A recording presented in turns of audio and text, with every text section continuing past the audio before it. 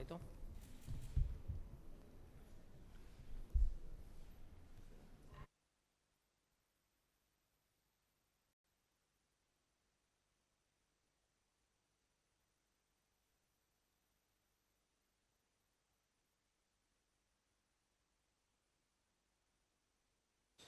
Bien. Empezamos, si os parece. Buenos días a todos y a todas. Gracias por acudir a la convocatoria de esta firma. Gracias por acudir a la convocatoria de la Vicepresidencia Segunda Consejería de Sanidad, Servicios Sociales de la Junta de Extremadura. Me acompañan el alcalde de Badajoz, Francisco Javier Fragoso. Me acompaña también la directora general de Servicios Sociales, Infancia y Familia, Carmen Núñez. Me acompaña el subdirector general de la Fundación Bancaria La Caixa, Marc Simón. Y me acompaña también el delegado provincial de Badajoz de la Consejería de Educación y Empleo. El tema para esta convocatoria de prensa, el asunto para esta convocatoria de prensa es presentar a la opinión pública, dar a conocer la continuidad en un trabajo conjunto que hemos desarrollado ya, pero que queremos seguir desarrollando en pro de la infancia para tener y para luchar contra las cifras de vulnerabilidad social en la que se encuentra la infancia en determinadas zonas de nuestra comunidad autónoma. A mí me van a permitir, en primer lugar, que agradezca a la Fundación Bancaria La Caixa, que agradezca a la Consejería de Educación y Empleo y que agradezca al Ayuntamiento de Badajoz que hayamos sido capaces de trabajar en conjunto, junto con esta Consejería de Sanidad y Servicios Sociales, en desarrollar este proyecto ya en el curso 2017-2018, si no me falla la memoria, y que tengamos el interés, debido a los resultados que hemos conseguido con ese desarrollo, de seguir queriendo trabajar juntos en pro, como digo, de la infancia, ¿no? En España la cifra que nos dicen, las cifras de pobreza infantil que nos arroja tanto el INE como nos arroja los indicadores de AROPE o como el informe FOESA o como nos indican otra serie de informes, nos dicen que aproximadamente 1 de cada 3 niños se encuentra en una situación de riesgo de vulnerabilidad social. Estas son unas cifras que no nos las podemos permitir como país, que tenemos que poner todas las herramientas políticas, todas las herramientas sociales al servicio de la sociedad para poder combatir esas cifras. ¿Por qué?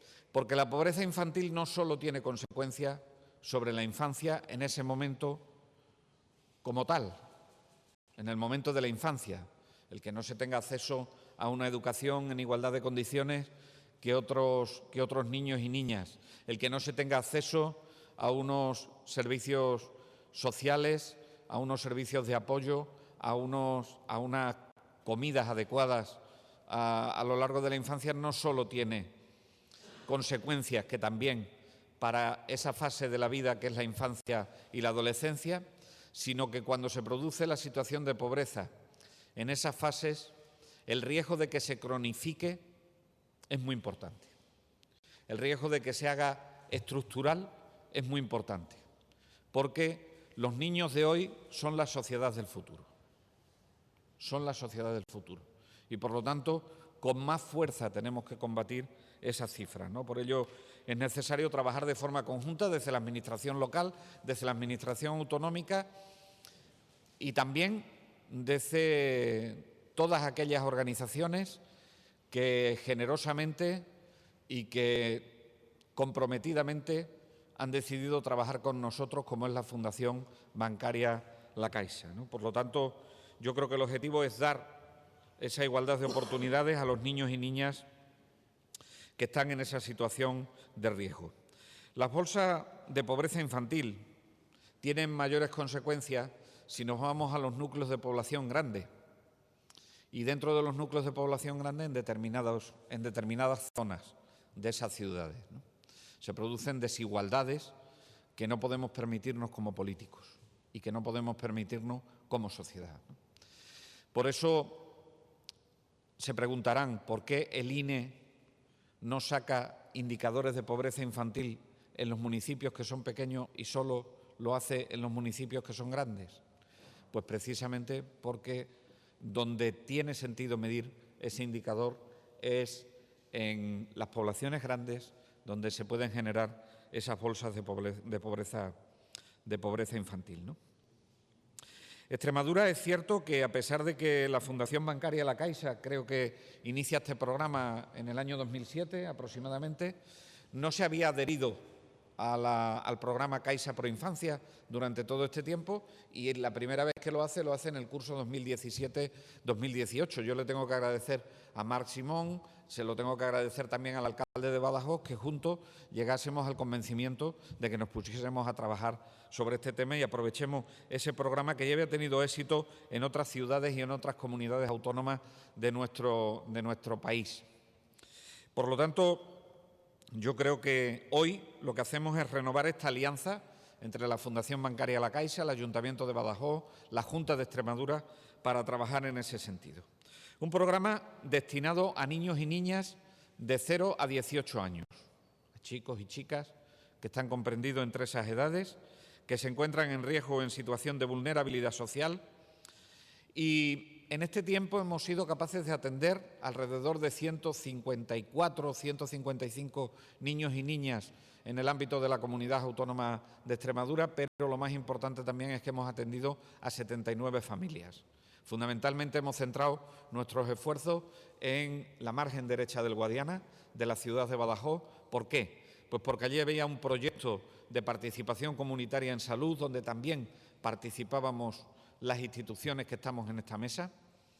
Allí había muchas ganas por parte de la sociedad de tirar adelante y de salir adelante y de ser una barriada próspera en el futuro, ¿no? Con lo cual yo creo que hemos trabajado en generar esa igualdad de oportunidades en materia educativa, de apoyo educativo fundamentalmente, en materia de trabajar mejor el ocio y el tiempo libre de estos chicos y chicas, para que sepan gestionarlo de forma adecuada.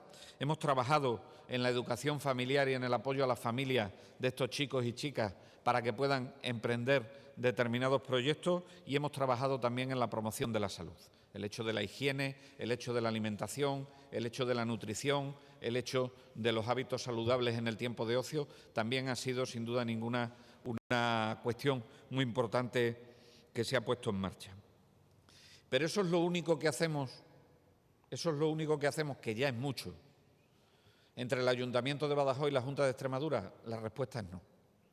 Estamos desarrollando en este momento un programa tan interesante como es el programa Crisol, que es un programa donde ambas instituciones, la institución local, la institución autonómica, intentamos trabajar para promocionar también determinadas capas de la sociedad que necesitan mayor empleabilidad para que puedan tener un futuro mejor.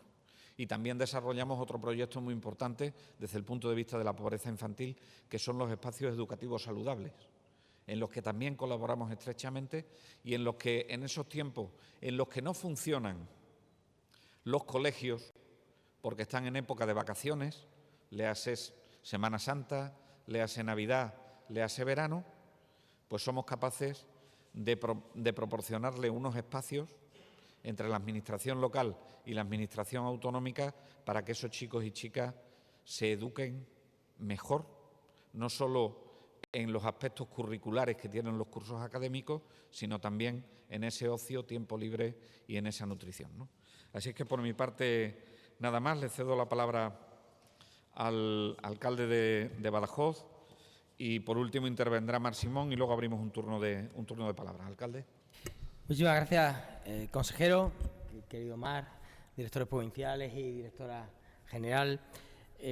Bueno, sean mis primeras palabras, como no podía ser menos, de agradecimiento a la comunidad autónoma, de agradecimiento a la vicepresidencia que en este momento pues nos lleva aquí a la Fundación Bancaria La Caixa, a ellos mismos y al Ayuntamiento de Badajoz a firmar la renovación de un convenio que pone de manifiesto lo mejor de la política. Y es verdad que, desgraciadamente, la sociedad que vivimos, cuando somos noticia, fundamentalmente es cuando nos peleamos, cuando discrepamos, y demasiadas veces pasan de forma desapercibida acciones como esta, que es la que lleva, yo creo que el 95% de nuestro trabajo en nuestra vida diaria, que es colaborar para, más allá de las discrepancias, que es lógico que tienen que existir, otra cosa no existiría democracia si no hubiera diferentes opciones a la hora de pensar, y por lo tanto es sano que las haya, pero el 95% de nuestras acciones tienen un interés común, que es el interés general, y muy especialmente el de los más desfavorecidos, que en este caso es lo que nos viene a firmar este convenio.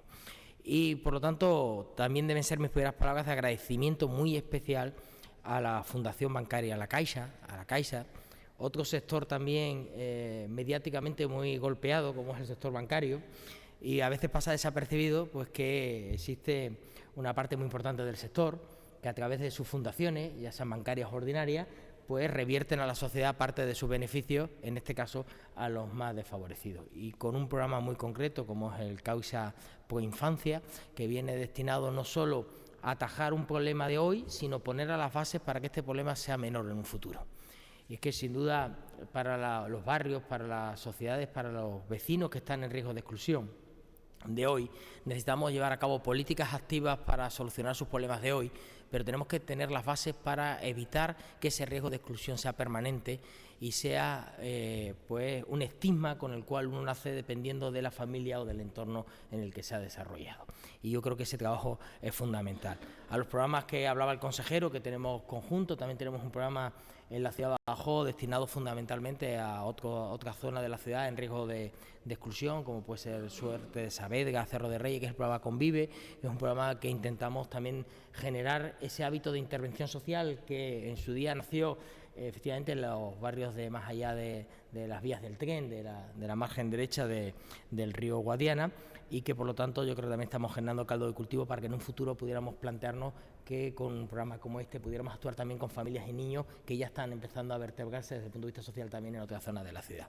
Porque sin duda uno de los principales problemas que uno puede afrontar para el futuro es que la discriminación, la exclusión social llegue desde pequeñito y llegue como resultado el abandono escolar, salir fuera del sistema de formación. Desgraciadamente todos los datos que podemos encontrar terribles de desempleo nos ponen, por ejemplo, de manifiesto que el 70% de los desempleados de nuestra comunidad autónoma, el 70% de los desempleados de la ciudad de Badajoz, porque son datos muy similares, pues son personas con un nivel medio muy bajo de formación. Con lo cual, y desgraciadamente esos problemas de estigma educativo nacen y lo sufren más precisamente personas que nacen en unos determinados entornos y en unas determinadas familias. Y ahí es donde viene la intervención. La intervención es un programa que hay que considerarlo de éxito. Es un programa que ha atendido en torno, lo decía el consejero, a 160 niños, a casi 80 familias, y que le han hecho el acompañamiento para que, por un lado, efectivamente, no corran el peligro de salirse del sistema educativo y, por lo tanto, de caer en la peor de las discriminaciones posibles, que es la exclusión educativa, que es lo que les va a dar la base para, en un futuro, poder generar entornos diferentes. Pues me parece que es un programa de éxito en el cual tenemos que trabajar. La exclusión se tiene que combatir fundamentalmente con formación y con educación, sin olvidar los problemas que cada día de subsistencia se pueden tener en cada entorno. Y ahí es donde tenemos que actuar con otra serie de instrumentos. Pero si no actuamos con la educación y con la formación, estaremos condenando a los chicos y chicas que nacen en determinados entornos urbanos, en determinadas familias, a tenerlo mucho peor que los demás. Y creo que a lo que tenemos que aspirar todas las administraciones públicas, todas, de forma coordinada, es a generar ese caldo de cultivo que permita la igualdad de oportunidades, que es lo que yo creo que a todos nos debe generar ese ansia a la hora de llevar a cabo nuestras políticas. Que la gente tenga oportunidades similares y después cada uno elija por qué camino quiere tirar en la vida.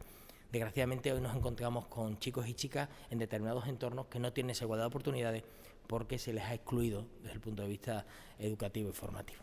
Y es verdad que ahí las administraciones públicas tenemos los instrumentos que tenemos, el sistema educativo cuenta con muchos instrumentos, pero tiene los que tiene, y sin duda que algo desde fuera venga a acompañar a la familia, en alguna medida también venga a colaborar a la hora de normalizar esas situaciones, a la hora de ver la formación y la educación, que desgraciadamente a lo mejor para parte de las familias no es una prioridad porque tienen otra serie de necesidades que les preocupan a diario, mucho más complicadas, pues yo creo que es un instrumento fundamental.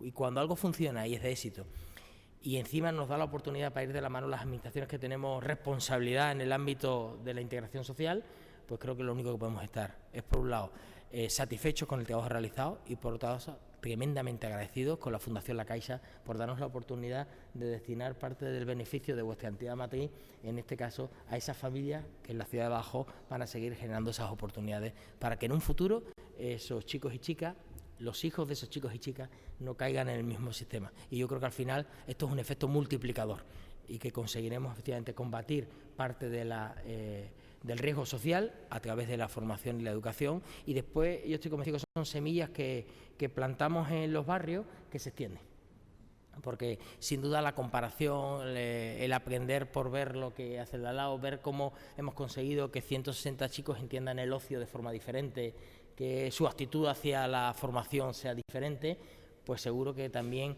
contaminan en términos positivos, trasladan en términos positivos al entorno, y conseguimos no solo actuar en aquellos que actuamos nosotros de forma directa, sino también aquellos que de forma indirecta ven esos modelos que se pueden reproducir y que me parecen muy importantes. Por lo tanto, disposición y absoluta colaboración para que juntos de la mano, en este caso con parte de la sociedad civil, como es la Caixa, pues las administraciones estamos para eso, para ayudar y para sacar lo mejor. Muchísimas gracias. Muchas gracias, alcalde. Pasamos la palabra a Marc Simón, su director general de Fundación La Caixa. Muchas gracias, consejero, alcalde, delegado, directora general. Bueno, un placer estar aquí y muchas gracias también por la colaboración, como ambos habéis dicho, ¿no? Me gustaría también empezar agradeciendo la labor de las entidades que están haciendo red también en el trabajo, precisamente en ese margen derecho del Guadiana, que coordinados por la Fundación Atenea, que también hace de entidad referente, también cuenta con Fundación Secretariado Gitano, Fundación Solapán de Rieros, la Asociación de Vecinos Nuestra Señora de la Asunción y la Asociación Avatar de la Infancia y la Juventud, que realmente son las que todo esto que estamos diciendo y todo lo que contamos lo pueden llevar a cabo. Y también agradecer a los compañeros que tenemos de CaixaBank que hoy nos acompañan, porque al final es del trabajo que ellos hacen, ¿no?, cómo podemos tener ese dinero para poder implementarlo en programas que sean efectivos. Yo creo que los dos habéis dicho todo lo que es el programa. Creo que tú, José María, cuando hablabas también de la concentración, o sea, realmente cuando vemos esos fenómenos de pobreza, muchas veces está muy focalizada en unos barrios, se da en mayor volumen. Es evidente que muchas veces el propio precio de la vivienda ya lo está infiriendo y, por tanto, ese concepto territorial, cuando empezamos hace más de 10 años, en 2007, empezamos con el paradigma de ir a las grandes ciudades y hacer un proyecto de ciudad entera que poco a poco tuvimos que ir descomponiendo en proyectos de barrio, en proyectos de entorno, ¿no? Y fue ese momento cuando pudimos empezar a decir, bueno, pues por tanto, si esto tiene sentido así, podemos empezar en barrios concretos sin que tuviese que ser un nuevo proyecto, coger toda una ciudad que por cuestión económica hubiese sido imposible, ¿no?, que fuésemos incrementando, y esto hizo que en 2017 pudiésemos empezar a cubrir que en todas las comunidades tuviésemos algún proyecto, porque es un fenómeno, como también decías, José María, que está en todas partes. No es un fenómeno. Tenemos unos datos que son malos en general, porque que 1 de cada 3 niños en nuestro país esté en situación de pobreza son datos de los cuales no podemos estar orgullosos, pero se distribuyen mucho y están en todas partes y en todas las ciudades podemos encontrar, ¿no? Y yo creo que también lo que decías, alcalde, de cómo incide la educación en esto es troncal, ¿no? Si miramos a nivel europeo, en las estadísticas de hace un par de años, se transmitía aún más el nivel educativo cuando ese nivel era o muy bajo o solo llegar a primaria. Esto aún se transmitía más que la situación económica. Y creo que en un estudio que ha hecho el INE de este año pasado, nos dice que cuando coinciden las dos cosas, cuando tienes un nivel educativo bajo y además pocos ingresos, entonces es muy difícil que cambies ni el nivel educativo ni los ingresos, ¿no? Y eso se perpetúa, y eso es lo que hace que de ese círculo perverso, ¿no?, de cómo la pobreza se hereda de padres a hijos. Lo que hace Caixa Preinfancia es decir, pues vamos a hacer un proyecto que intente dar ese entorno de igualdad, y creo que también ha salido la palabra varias veces, ¿no? Intentamos dar igualdad a las oportunidades que esos niños y niñas tendrán en el futuro, dejando que puedan tener un desarrollo correcto como tocaría. Y haciéndolo de una manera comunitaria, con una base comunitaria. Ahí cuadra muy bien, además, el territorio que habéis elegido, ¿no?, porque lo que hace es que trabajemos desde la comunidad, trabajemos de una manera que implicamos en unas mesas de coordinación, implicamos no solo a las entidades que están desplegando el programa, no solo a los servicios sociales, que también están colaborando y muy bien en Badajoz, sino que también a los centros escolares, a los centros de salud, de manera que los casos que atendemos de las familias que van entrando son unos casos que se pueden ver de manera global y tiene esos subproductos que también decíais, ¿no? De esa coordinación salen muchos otros casos que a lo mejor no necesitan de una actuación tan directa, pero que seguro que tienen beneficio también y que pueden mejorar en esa coordinación, ¿no? El compromiso que hay en el programa es el de llegar a 50 familias, ¿no? de manera estable. En este momento estamos en 43. Históricamente hemos llegado a esas 79 que José María nos decía. Calculamos en este momento estamos en algo más de 100 menores y que en los próximos meses lo que haremos es que se vaya incrementando. Están ya entrevistando familias para poder llegar a esas 50, ¿no? Esto nos da aproximadamente un presupuesto anual que ronda sobre los 75 o 76.000 euros, dependiendo también, porque al final el programa incorpora varias cosas y que también habéis comentado las líneas principales. Yo le añadiría sobre todo una primera, que es la línea de acción social, que es la que hace la entidad referente, en este caso Fundación Atenea, y creemos que es muy importante porque es la que en combinación con los servicios sociales acaba haciendo un diagnóstico niño a niño, familia a familia y niño a niño. Y no caemos en darles a todos todo, sino que le damos a cada uno aquello que necesita y aquello que le permitirá mejorar, ¿no? Que también al final es un síntoma de eficacia y de eficiencia social y que empleemos el dinero de manera adecuada, ¿no? Entonces, esa parte es la que provoca, primero, después de ese diagnóstico, también marcar unos compromisos con las familias y una recurrencia de cómo esos compromisos se van revisando, de manera que intentemos impulsar no solo a ese niño y esa niña, sino también a todo el núcleo familiar, a la mejora y a que puedan ir saliendo de la situación en la que están. En todos los lugares que hemos empezado, como empezamos aquí en Badajoz, también lo que hacemos es aproximar el programa Incorpora, que es el de incorporación laboral, a ese análisis que se hace con las familias, de manera que cuando es necesario un recurso también de buscar empleo, pues también desde las entidades que tenemos en Incorpora pueden estar ayudando y complementando, ¿no? Si miramos en qué es en lo que estamos invirtiendo más dinero de ese presupuesto anual, sobre todo se van dos líneas, la del refuerzo escolar de distintas maneras. Hay varios grupos, he visto ya, de aula abierta con distintas edades que están montados.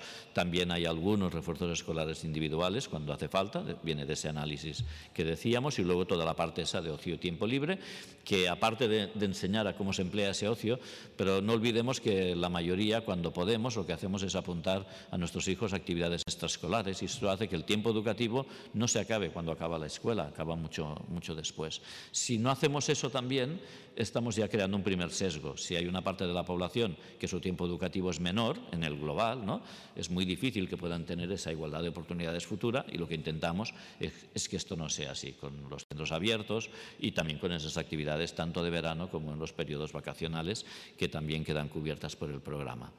Yo creo que lo que mejor podemos decir con la experiencia que tenemos es que hemos comprobado que nuestro programa sí consigue hacer llegar por lo menos esa igualdad educativa. El progreso escolar que tenemos, y es el cuarto año que lo podemos ver, con todos los niños, llegamos en toda España a 62.500 niños, una cosa así, cada año.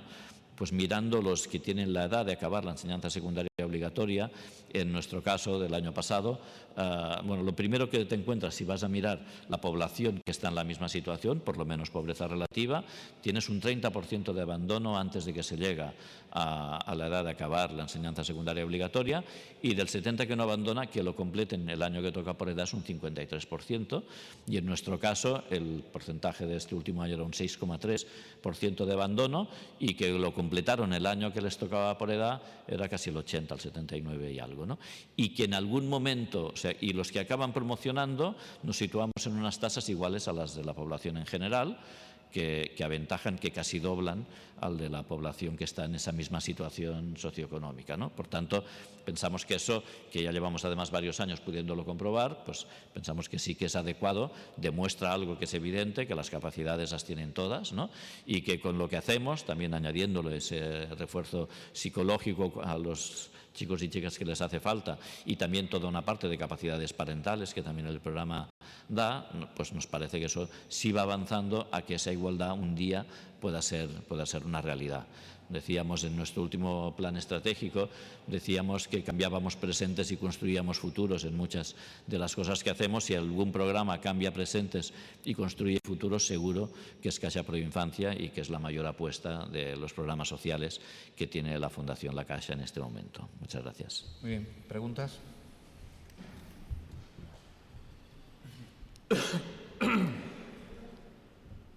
Yo quería preguntar sobre otra cuestión. ¿Hay alguna pregunta sobre este tema?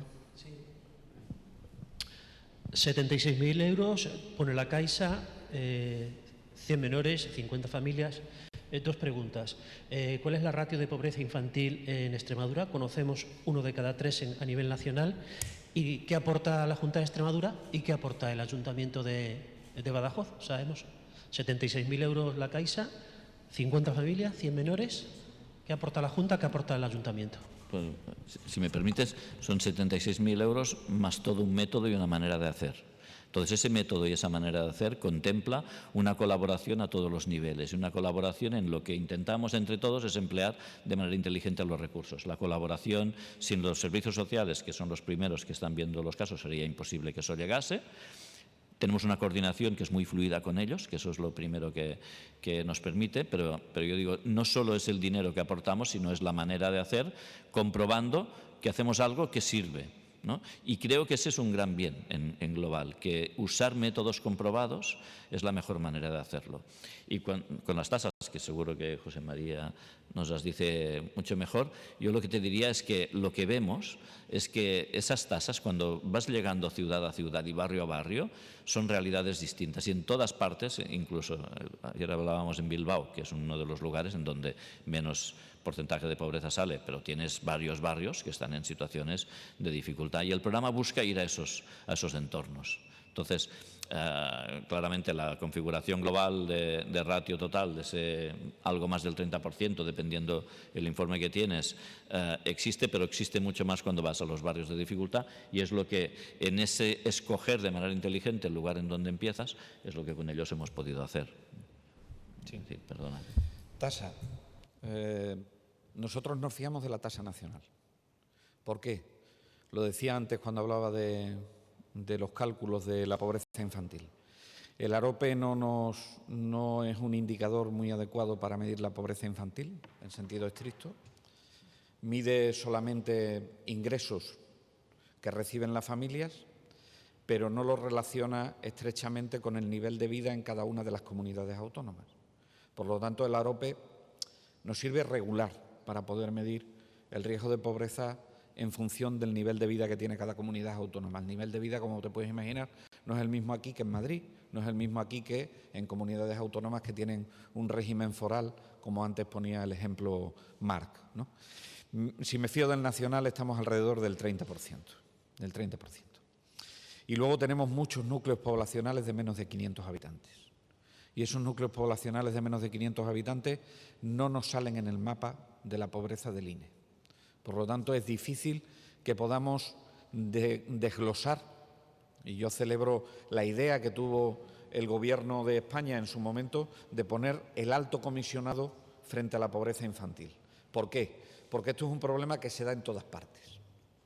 Es un problema que se da por barrios, pero no es un problema que se pueda desgajar por cada una de las comunidades autónomas. Entonces yo me fío del indicador nacional y luego es verdad que hay algunas noticias que han salido donde se dice que Cáceres es la provincia donde hay mayor riesgo de pobreza infantil.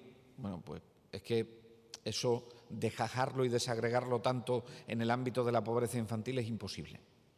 Pero si estamos con un AROPE en el último informe que tenemos de un 44,9% de pobreza en Extremadura, las cifras de pobreza infantil tienen que ser algo superiores a la media española, pero sin duda ninguna yo ahí me fiaría del indicador de la pobreza nacional. ¿Qué aportamos cada uno? Pues lo que aporta el Ayuntamiento de Badajoz y lo que aporta la Junta de Extremadura suele venir en la forma de hacer las cosas. La forma de hacer las cosas, como decía antes Marc. Esto es imposible hacerlo sin la participación del Instituto Municipal de Servicios Sociales. Imposible. Imposible hacerlo sin los técnicos que trabajan en el Instituto Municipal de Servicios Sociales, y eso depende del Ayuntamiento.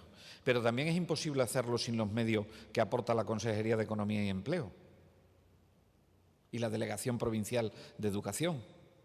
Porque si estamos poniendo la educación como ese generador de igualdad, como ese generador de las mismas oportunidades, es imposible que eso se pueda hacer sin esto. Y la Consejería de Sanidad y Servicios Sociales aporta también lo que es la parte, todo lo que tiene que ver con los servicios sociales en sentido estricto, y aporta también la parte sanitaria que le corresponde a este tema. Y cuando antes decía el alcalde y decía Marc lo de vertebrar la sociedad, es que en Extremadura hemos ido a un modelo de vertebrar la sociedad absolutamente innovador. Los modelos que se están aplicando antes, donde decía el alcalde de Suerte Saavedra, donde se están aplicando en la margen, que comenzó en la margen derecha de Guadiana, en concreto en el Progreso, utilizó la excusa de la sanidad para poder hacer un proceso de participación comunitaria en salud. Pero eso solo fue la excusa, porque muchas de las cosas que se atienden ahora mismo en el médico, en el centro de salud, son problemas que están derivados de cuestiones que son sociales. Si a mí me desahucian, lo lógico es que me duela la cabeza. Si voy al médico me pondrá paracetamol, pero no estoy atajando el problema de raíz que está en el tema del derecho a la vivienda, ¿no? Por lo tanto, lo que aportamos ambas instituciones, la local y la autonómica, es un trabajo en especie muy importante para poder desarrollar este ámbito, ¿no? Y además somos capaces, junto con esas organizaciones, con esas fundaciones que ha citado antes Marc, ser capaces de organizar todo esto. No sé si quiere añadir algo más, alcalde. Nosotros, evidentemente, no se puede entender el proyecto sin el trabajo de los equipos de evaluación. Evidentemente, son profesionales que dedican su tiempo. No tenemos tasado cuánto vale una hora para hacer un cálculo por el número de horas que dedican al proyecto, o evidentemente la incorporación al proyecto de un trabajador social, que es el que le hace el seguimiento. Tampoco tenemos tasado el coste del 80% de su tiempo. Es decir, como decía el consejero, esto es fruto de que si no estamos todos los que aquí firmamos, este proyecto no se puede llevar a cabo. Si en esa parte que económicamente de forma directa aporta la Fundación La Caixa, entre otras cosas porque me imagino que la Fundación La Caixa no tiene trabajadores sociales, no tiene monitores, no tiene todo, que efectivamente hacerlo a través y canalizarlo pues, de los colectivos sociales que antes han hecho, y después evidentemente si los profesionales técnicos y funcionarios que decidimos dedicar parte del tiempo al proyecto, o los de los servicios sociales del ayuntamiento que destinamos parte del proyecto, pues entre todos hacemos algo que vale mucho más que evidentemente solo la aportación económica que se valora. Ahora sí, si no hay más preguntas sobre esto, la otra pregunta. Yo. Sobre este tema, venga, pregunta sobre este tema. Es que si no luego nos liamos con preguntas de un tema y de otro y perdonadme que sea tan estricto. Sí.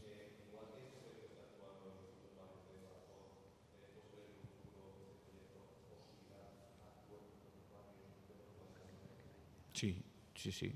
Antes lo decía Marc, nosotros hemos fijado la prioridad en un sitio donde teníamos vertebrada la sociedad, lo decía el alcalde también, no solo en otras ciudades, sino también dentro de la misma ciudad en otros barrios. Entonces, estamos abiertos a colaborar en ese sentido. Yo creo que para que esto veamos y se vea eso que decía antes el alcalde de poner la semilla y que eso vaya extendiéndose, necesitamos algún tiempo más de experiencia. Entonces, es posible que durante los 2 próximos años abarquemos menos, pero aumentemos la intensidad en seguir trabajando en este barrio, pero que a futuro es probable que nos podamos ampliar los barrios en los que podamos trabajar y las ciudades en las que podamos trabajar.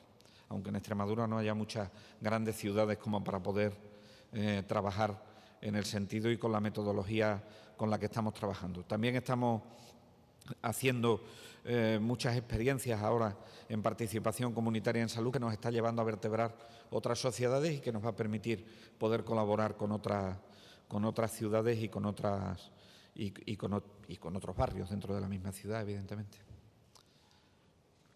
Sí, perdóname. Están aquí los dos máximos responsables de las instituciones a las que compete. ¿Qué novedades hay sobre el traslado del Centro de Salud de Los Pinos de Badajoz? Bueno, vamos a ver. Con respecto al traslado del Centro de Salud de Los Pinos. Con respecto al traslado del Centro de Salud de Los Pinos, decir 2 cosas. Primero, Lo decía al principio el alcalde, que es más noticia aquello en lo que estamos en desacuerdo que aquello en lo que estamos de acuerdo. El alcalde y yo estamos de acuerdo en que hay que buscarle una solución al Centro de Salud de Los Pinos. El alcalde y yo estamos de acuerdo en que hay que explorar dos alternativas a donde está situado ahora mismo, y ese es en el momento en el que nos encontramos. Uno, algo que el propio alcalde le propuso al presidente de la Junta de Extremadura en las reuniones que ha tenido el presidente de la Junta de Extremadura con los alcaldes de las grandes ciudades, que es el edificio de Correos, que ese ya está estudiado y para nosotros, para el Servicio Extremeño de Salud, es viable. Y la segunda oportunidad, que surgió posteriormente en la cesión que hace la Diputación Provincial de Badajoz al Ayuntamiento de Badajoz de una parte del antiguo edificio del Hospital Provincial, que ese es en el que nos encontramos en este momento estudiando, ¿vale? Entonces, una vez que lo tengamos, estamos de acuerdo, el alcalde y yo, en que esto no sea una decisión exclusiva ni de los vecinos, ni de las instituciones, ni de las administraciones, sino que sea una decisión compartida. Cuando tengamos los dos estudios de viabilidad, haremos partícipe a las asociaciones de vecinos también, tanto él como yo, para que puedan ellos también opinar dónde quieren que vaya su centro de salud. Aquí hay dos cuestiones que tenemos que tener absolutamente claras. Primero, este no es un tema político ya, este es un tema en el que hay que buscar la solución que sea más adecuada para la ciudad de Badajoz. Y en segundo lugar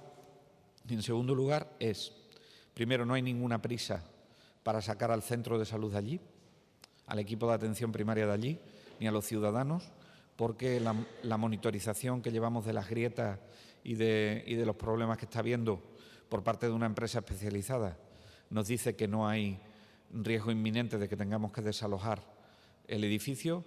Y en segundo lugar, quiero destacar que hemos incluido, si se aprueban, que espero que se aprueben, antes de final de este mes de enero, una partida presupuestaria para elaborar todo el proyecto de construcción y la primera fase de la construcción, donde sea el lugar idóneo que hayamos decidido, si no me falla la memoria, de algo más de 200.000 euros para poder realizar ese proyecto y empezar a construir el centro de salud de Los Pinos, ¿no? Por lo tanto, ahora le daré la palabra al alcalde también, pero acuerdo entre ambas partes, que esas dos son las vías que debemos explorar, y una vez que la exploremos haremos partícipe a la ciudadanía de Badajoz para que, bueno, pues ellos tampoco estén al margen de las decisiones que vamos tomando y de lo que se ha trabajado, ¿no? Ya digo que el estudio de Correos sí está terminado y es viable, pero estamos ahora mismo en la fase de estudio de la situación estructural y de los planos, las necesidades de espacio, que creo recordar que son algo así como 3.500 metros cuadrados lo que necesita el centro, con todas sus dependencias, para que pueda ir en el edificio del antiguo Hospital Provincial de Badajoz, una ubicación que ya había tenido este centro, ¿no? Bueno, poco más que añadir al consejero, dejar claro que una vez que la polémica generada en torno al edificio del Hospital Provincial pues quedó resuelto con la posición de la institución provincial, la dueña del edificio, en el que puso manifiesto, no ya, permite que te corrija, consejero, no que nos cediera el ayuntamiento, sino que nos permitía que el ayuntamiento manifestáramos cuál era el uso el uso público al cual se tenía o se podía destinar al hospital. Evidentemente yo se lo trasladé, hablamos esa semana, porque alguien con de forma maledicente decía, está esperando el consejero que le llame el alcalde. Yo le digo, José María, te llamo porque dicen que están esperando que me llame. Bueno, en definitiva lo que quedamos es que la posición de la ciudad, del ayuntamiento, está clara. Nosotros, evidentemente, en un principio estamos por el hospital provincial, tenemos una segunda opción, porque lo importante es que en ese entorno los ciudadanos de Badajoz vean solucionado un problema que viene derivado pues de un imponderable en el que nadie y ninguno pues somos responsables, que efectivamente es un problema constructivo que podría tener el centro de salud de Los Pinos. Dicho lo cual, evidentemente lo que hay que analizar ahora, ya estamos en un debate puramente técnico, técnico y económico, es saber, ¿se puede en el hospital y a qué coste? ¿Se puede en otro edificio que yo le planteé cuando estaba enquistada la primera opción de la ciudad al presidente de la Junta en mi visita, la primera que tuve como alcalde de la ciudad en esta nueva legislatura al presidente Vara, y que una vez que se pongan los dos encima de la mesa, pues evidentemente los ciudadanos de Badajoz cuenten con un centro de salud. Ya saben que nuestra prioridad es, en el caso de igualdad en la decisión, para nosotros lo primero es el hospital provincial, lo segundo era el otro edificio que yo puse encima de la mesa, pero habrá que esperar que se acabe y que sean los técnicos. Voy a poner un ejemplo muy simple, imagínense, pues para que pueda ir un centro de salud en un hospital provincial hace falta invertir 100 millones de euros. Pues evidentemente, ¿qué es lo que diré como alcalde? Pues mire usted, no, haga un centro de 4 y los otros 96 le digo yo que se lo puede gastar, que seguramente hay mejores destinos que ese, ¿no? O, evidentemente, desde el punto de vista técnico y constructivo, pues tener algunas dificultades o no, que es lo que en su momento nos planteó el presidente de Diputación. Y lo único que pedimos como ciudad es que no nos negáramos a priori, sino que analizáramos de forma técnica y que viéramos para mejor uso, porque no se trata de hacer un centro de salud en un sitio porque nos apetezca a unos a otros, sino que para dar el servicio sanitario pues sea la mejor ubicación y de forma más razonable desde el punto de vista del análisis económico. Y una vez que el debate ya se acabó, todos los edificios están a disposición, ahora ya dejemos a los arquitectos, dejemos a los ingenieros, dejemos a los técnicos y hablaremos del tema cuando tengamos los estudios encima de la mesa. Hasta entonces, conjeturas que solo valen a enrarecer el ambiente. ¿Hay algún periodo? El estudio, sí, en los primeros meses del año 2020 tenemos que tener el estudio del Hospital Provincial, que es el que hemos iniciado posteriormente, pues porque la disponibilidad, como decía, del uso del edificio, como decía el alcalde, no ha podido ser antes, ¿no? Ha sido después del ofrecimiento de la opción de Correos.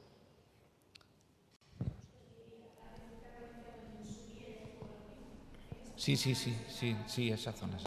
Es esa zona la que se estaba dejando, donde antes estaba. Sí. Y después los 200.000 euros que aparecen en los presupuestos se han introducido posteriormente, porque en principio no aparecía una cantidad determinada, o es que estaba englobado en una parte. No sé si están destinados específicamente y tienen nombre y apellido puestos de Centro de Salud Zona Centro de Badajoz. Yo no soy mucho de poner eso en los presupuestos, sobre todo en el capítulo de inversiones, donde muchas veces pensamos que destinando 200.000 euros nos va a servir y luego resulta que lo que necesitamos son 250.000 euros o 300.000 euros, con lo cual es preferible que los proyectos vinculen. Entonces, no sé si van específicamente, pero desde luego lo que sí está programado es dentro de las inversiones en infraestructura de atención primaria de salud del presupuesto de gasto del Servicio Extremeño de Salud. No recuerdo ahora mismo si hay un proyecto que lleva nombre y apellido, no lo sé. No. ¿Para el centro de salud? O porque es muy completo, grande y tiene varias plantas, por eso digo, sería un uso compartido. El edificio de Correo es mucho más grande que las necesidades que tiene de espacio el centro de salud de zona centro. Nosotros utilizaríamos 3.500 metros cuadrados, lo haríamos en la parte más accesible de Correos, que si no me equivoco, por los técnicos, porque yo sé poco de esto de los planos, es la parte, no la parte que da a la plaza de San Francisco, sino la parte que está por la parte de atrás, que es la parte la que está en el cruce de la avenida de Huelva, que es la parte que es más accesible. Uh-huh. ¿Y cómo sería la tramitación? ¿Tendría que comprar el ayuntamiento, hablar el ayuntamiento con Correo y después el ayuntamiento cederlo, o eso sería una conversación directa de...? No. Ese edificio pertenece a la empresa pública Correos y ese edificio tendríamos o que alquilarlo o que comprarlo el Servicio Extremeño de Salud y adaptarlo. Habría que entrar en negociaciones con la Administración General del Estado y las empresas públicas de la Administración General del Estado. No obstante, ya tenemos el placet de la empresa pública Correos a que si fuese ahí ubicado, pues ellos estarían dispuestos a negociar el precio del edificio. Es que cuando hicimos este estudio fuimos tan ágiles en este tema porque no teníamos la otra alternativa tampoco para estudiarla. Por lo tanto, solo podíamos estudiar esta y en esa vamos muy adelantados, ¿no? ¿Qué estimación tiene Correos? ¿Cuánto le han pedido? ¿Se acuerda? No lo recuerdo. No lo sé y vamos a ver, primero tendrá que hacer una tasación desde la empresa pública. Una vez que se haga la tasación desde la empresa pública vendrá la negociación. No sabemos si es en régimen de alquiler, no sabemos si finalmente lo compraremos. Es muy difícil aventurar una postura al respecto, porque todavía tiene que haber una tasación oficial que evidentemente no nos hemos atrevido ya a decirles a correo porque estamos estudiando otra posibilidad también, ¿no? ¿Más cositas? Sí, consejero, otro tema. Esta noche en el centro de mayores de Talayuela ha habido un pequeño incendio, un pequeño susto, una secadora que ha seguido ardiendo. No sé si tiene algún dato más, si ha trascendido algo más. Bueno, no es un centro no es un centro de titularidad del SEPAZ, es un centro de titularidad privada. Y por lo tanto, afortunadamente no ha habido ninguna desgracia personal en el incendio. Cuando se produce el incendio, a mí me avisaron que se había producido el incendio, sobre todo para ver las posibilidades que teníamos. No hemos tenido que reubicar a ninguno de las personas residentes que estaban allí dentro, sino que únicamente hemos tenido que separarlos de la zona donde se ha producido el incendio, y yo espero que todo vuelva a la normalidad cuanto antes. No hemos afortunadamente ninguna desgracia personal y afortunadamente no hemos tenido que andar trasladando a las personas residentes a otro sitio, sino que ha sido una reubicación dentro del propio centro, ¿no? ¿Vale? Venga, que luego me dicen que hago las ruedas muy largas. Hasta luego, muchas gracias.